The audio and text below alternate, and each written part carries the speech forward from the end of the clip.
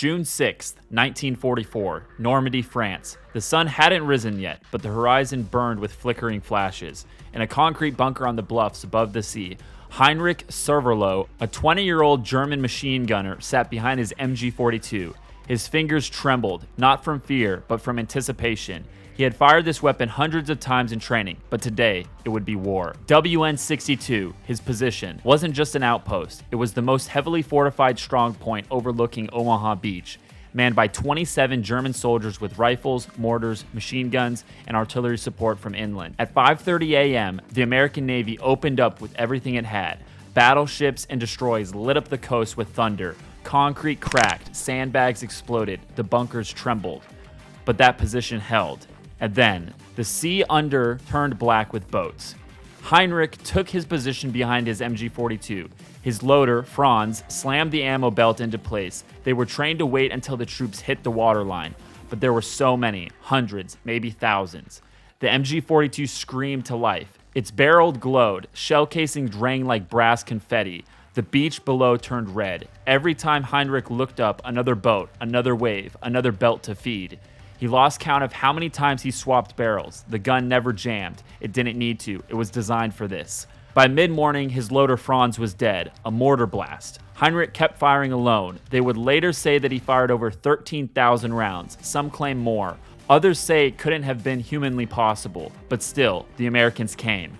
By late afternoon, the position was overrun. WN-62 had held for hours, but it couldn't stop the tide. The men who stormed it never forgot it. The men who survived it couldn't. Years later, Heinrich would visit the American cemetery. He walked the rows of white crosses, thousands of them. He wept, and he whispered, "I was just a soldier, and I remember all of them." This is the story of the MG42, an insane full-auto monster of a machine gun. Now let's talk about some weird, lesser-known facts about the MG42. It fired so fast that you couldn't hear individual shots, just one long mechanical roar. US troops joked that you would die before you hear it. The gun fired so quickly it created audio camouflage, making it difficult to pinpoint in combat. Barrel changes had happened every 250 to 400 rounds. Gunners practiced to get it in under 6 seconds while under fire. Some MG42 crews carried 4 to 5 spare barrels, and they'd be glowing red hot and still rotating them in combat. The Germans tied a double-barreled MG42 variant. It was abandoned because it was frankly too insane to feed reliably. German manuals cautioned troops not to watch the feed belt too closely during live fire. The movement was so rapid and rhythmic that some soldiers reported temporary distortion. The Allies tried to replicate it after the war. The result was the M60, aka the Pig, but it never quite matched the MG42's sheer durability and rate of fire. The MG42 has been featured in more than 40 video games, including Call of Duty, Battlefield, Day of Infamy, and Hell Let Loose. And in 2022, a French farmer found a buried MG42 in his field, still loaded, still intact. It fired after basic cleaning. Now for the combat history. The MG42 was introduced in 1942 as a successor to the MG34, which was an expensive and difficult to produce machine gun. The MG42 solved those problems with stamped metal parts, making it cheaper, faster, and easier to build, all without sacrificing performance. It quickly became Germany's primary squad-level machine gun. The Wehrmacht reconstructed its infantry tactics around it.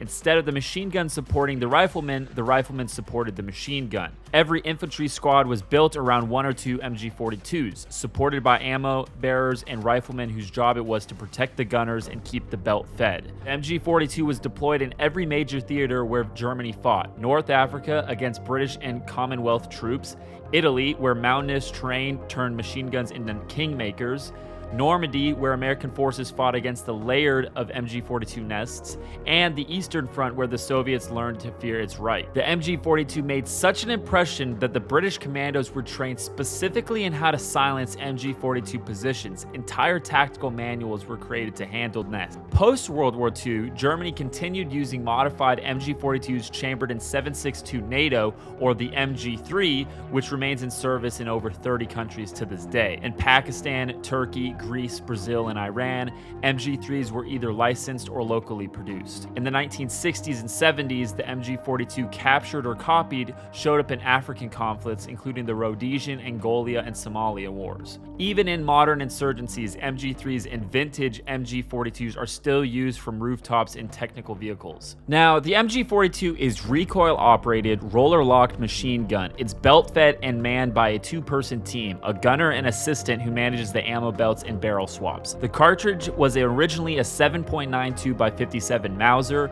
It weighed roughly 25.5 pounds or 11.5 kilograms. The barrel length was almost 21 inches with a fire rate of 1,200 to 1,800 rounds per minute. It depended on the spring tension and the maintenance of the weapon itself. The effective range was 1,000 meters with a max range of over 3,500 meters on a tripod or indirect fire. The MG42's quick change barrel system was revolutionary for its time. A side-mounted lever popped the barrel free, a fresh one slid in. Crews often practiced this under high-stress environments until it became muscle memory. While typically developed with a folding bipod, it could be mounted on top of a different type of tripod or a 42-pound stabilization system with integrated optics and traverse elevation controls.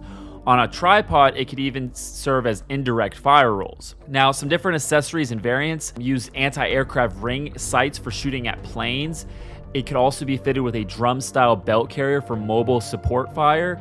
The MG45, an experimental simplified version for a last-ditch production effort. The MG3 is the more modernized version, firing 7.62 NATO round. And night vision and scope systems were introduced in post-war variants. Now, the modern use of the MG42 lives on in modern warfare. Its descendant, the MG3, is still fielded by Germany, Turkey, Pakistan, and dozens of other countries. These guns appear in NATO armored vehicles, in mountain patrols, or even in peacekeeping operations. They've also been seen in conflict zones such as Iraq, Syria, and Libya, mounted on top of pickup trucks and in pillboxes. Collectors around the world seek demilled or semi-auto MG42s for private collection and museum displays.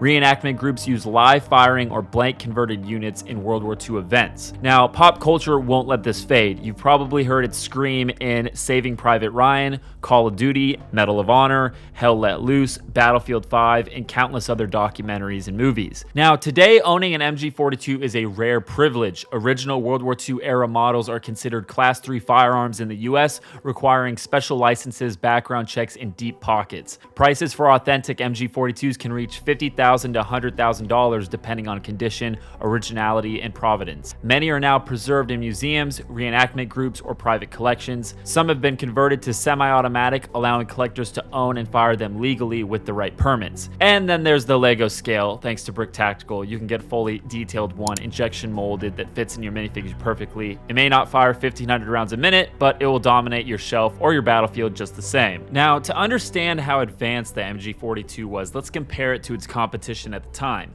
The American 1919 Browning had a fire rate of around 400 to 600 rounds per minute.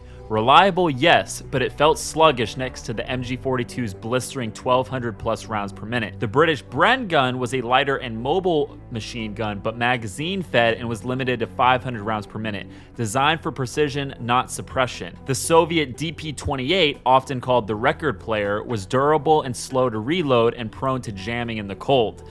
The MG42 wasn't just faster, it was modular and built for quick barrel swaps and stamped from steel sheets to allow mass production at scale. German troops could lay down 3 times more firepower with half the number of gunners.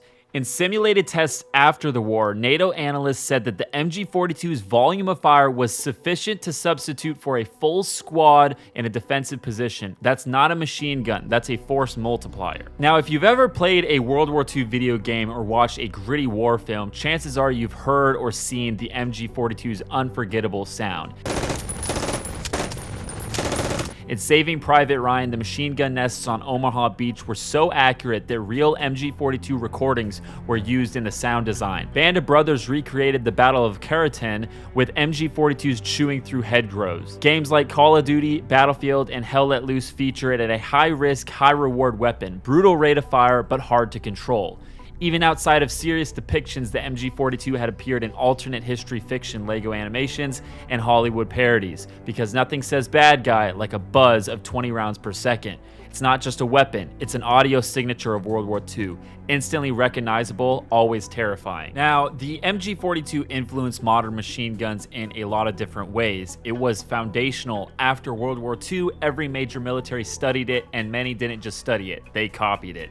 Let's start off with the M60, the American general-purpose machine gun introduced into the 1950s, nicknamed the Pig for its weight. The M60 borrowed heavily from the MG42's feed system and quick change barrel design concept. But despite its brutal presence in Vietnam, it never matched the MG42's legendary reliability. Troops complained about the barrel wobble, poor bipod placement, and the tendency to jam under the sand and mud. Still, its bones were German. Then there's the MG3, a direct descendant of the MG42. Rechambered in 7.62 NATO, it retained the same fire rate, roller-locked action, and a terrifying bark. To this day, the MG3 is used in Germany, Italy, Turkey, Pakistan, and over 30 countries, and many which NATO armies, it's the still go-to machine gun for tanks, armored vehicles, and support roles. Modern weapons like the MG5, Germany's newest general-purpose machine gun, and the FN Mag were used by dozens of countries, including the US and UK, also drawn from the MG42's philosophy of a belt-fed, quick barrel change, sustained automatic fire, and high durability under combat conditions. Even weapons like the HK-21 and the Negev and the PKM were developed either in response to or influenced by the MG42's battlefield dominance. The MG42 didn't just change one war, it rewrote the rule books of all wars to follow. Every modern machine gun owes something to the MG42. The gun was so good, the world's militaries are still trying to find a perfect match 80 years later. Want to bring the power of the MG42 to your LEGO battlefield? Check out BrickTactical.com. We've got a LEGO compatible MG42. It's injection molded for top tier realism. It's perfectly scaled for LEGO minifigures. It's not 3D printed, it's injection molded, designed, made, and packed in the USA. It's part of a massive library of custom weapons, accessories, and minifigures. Smash that like button, subscribe for more LEGO military history as long as firearms videos, and drop a comment what weapon you would like to see us cover next. Now, a little bonus clip to this video. If you guys don't know, I'm a huge history fan, huge World War II guy, and I actually had the blessing to go to Normandy, France a few years ago, and I actually visited WN62, which is the post that I mentioned in the beginning of this video, and here's a video clip of me talking about what I knew at the time. I've since now learned a lot more, but I thought this was a cool clip to include nonetheless. I'm going in a bunker that a German machine gunner, it's a small bunker. There's Omaha Beach. And apparently, this guy wrote a book called WN62. That's the name of this post. Apparently, he killed like 2,000 Americans, or he claims to, which doesn't really make sense according to history, because that's like more than almost all the casualties on like the first day.